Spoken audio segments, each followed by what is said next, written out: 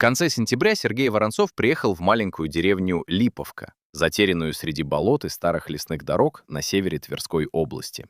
Сергей получил от деда старый дом на окраине и собирался привести участок в порядок перед зимой. За домом начинался сырой луг, который почти круглый год стоял в воде. В один из дней Сергей решил расчистить заросший край участка и заметил среди камыша странный металлический предмет. Из земли под небольшим углом торчал кусок толстой ржавой трубы, длиной всего несколько сантиметров. Сначала мужчина решил, что это остаток старого водопровода или дренажа. Однако труба находилась слишком далеко от домов, а рядом никогда не было ни колодца, ни хозяйственных построек. Сергей попытался раскачать ее руками, но металл словно был намертво закреплен глубоко под землей. Любопытство победило. Под трубой обнаружилась широкая металлическая поверхность, уходившая в сторону болота. Сергей расширил яму и наткнулся на несколько массивных заклепок. К вечеру мужчина расчистил участок примерно с кухонный стол и обнаружил еще одну деталь — изогнутую пластину с рядом одинаковых отверстий. Сергей вспомнил своего знакомого, археолога Павла Зорина, который работал в областном краеведческом музее и несколько раз приезжал в эти места изучать заброшенные поселения. Он сфотографировал находку, отправил снимки и через несколько минут позвонил. Павел долго рассматривал фотографии и попросил больше ничего не трогать. На следующее утро археолог приехал вместе с помощником. Верхняя часть находки находилась почти у поверхности, однако щуп показывал, что крупный объект уходил вниз больше, чем на метр. Болото за десятилетия постепенно затянуло его торфом и илом. Археологи разметили небольшой квадрат и начали снимать грунт тонкими слоями. Работать приходилось медленно, вода постоянно заполняла яму, поэтому Сергей принес старый насос и отвел ее в канаву. Уже к середине дня показалась длинная железная полоса с одинаковыми выступами. Павел присел рядом, очистил ее щеткой и заметно изменился в лице. Он уже догадывался, что они нашли, но просил не делать выводов раньше времени. На следующий день раскоп расширили. Под слоем плотного торфа обнаружились тяжелые металлические звенья, соединенные между собой пальцами. Рядом находился массивный круглый элемент, похожий на большое колесо, но почти полностью скрытый в грунте. Старожилы, услышав о раскопках, начали приносить собственные версии.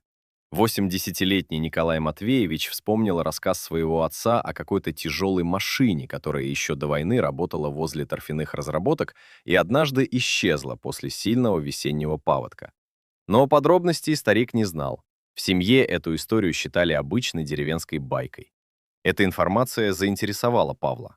Он запросил в архиве старые планы местности и фотографии торфяного хозяйства.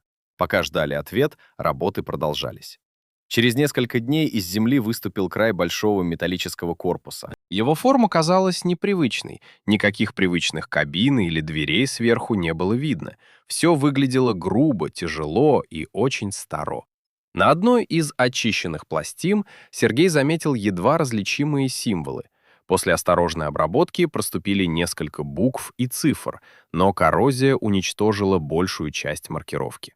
Павел сделал снимки и отправил специалисту по истории техники. Ответ пришел вечером и заставил археолога попросить всех временно прекратить раскопки. Специалист сообщил, что характер заклепок, форма звеньев и отдельные элементы конструкции могут относиться к технике начала прошлого века. Если предположение подтвердится, находка окажется значительно старше, чем они считали. Через несколько дней к работам присоединились сотрудники музея. Теперь грунт снимали не лопатами, а небольшими инструментами, каждую деталь фотографировали и заносили в схему. Постепенно стало видно, что под болотом лежит почти целая машина. Одна сторона сохранилась удивительно хорошо, благодаря торфу, ограничивавшему доступ воздуха. С другой стороны, металл сильно разрушила коррозия. Особенно странно выглядела передняя часть. Из нее и выходила та самая труба, которую Сергей первым заметил среди камыша. Она оказалась частью вертикальной выхлопной системы, но даже после этого Павел не спешил говорить, что именно они обнаружили. Для точной идентификации требовалось открыть двигатель и найти заводскую табличку. Самой сложной задачей стало добраться до центральной части корпуса. Машина глубоко просела в мягкий грунт, поэтому вокруг пришлось установить деревянные настилы и укрепить края раскопа. В один из холодных октябрьских дней рабочие сняли очередной слой торфа и обнаружили массивный двигатель.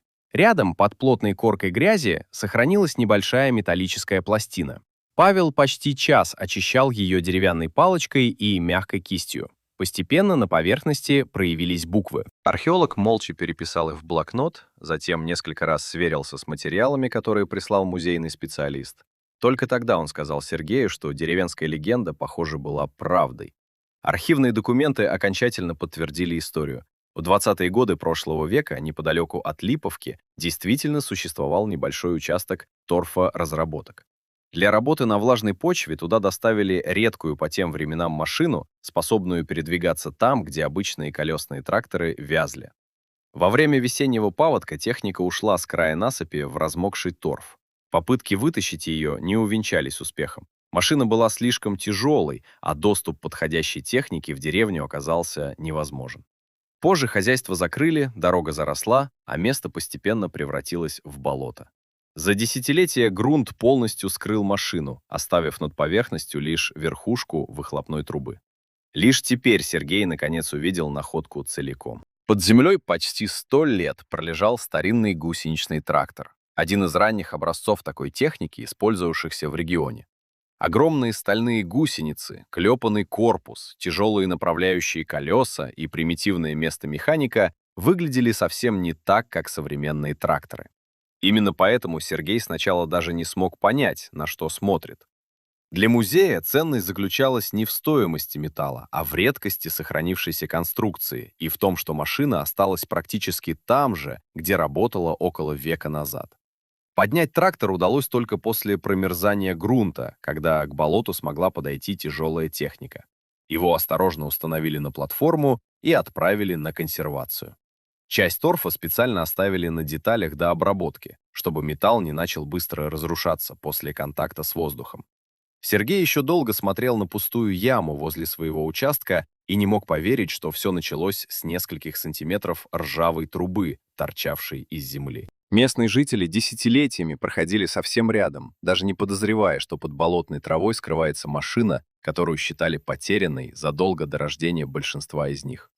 Иногда самые необычные находки действительно лежат не в далеких экспедициях и не под древними городами, а буквально под ногами. Нужно лишь однажды обратить внимание на деталь, мимо которой другие привыкли проходить.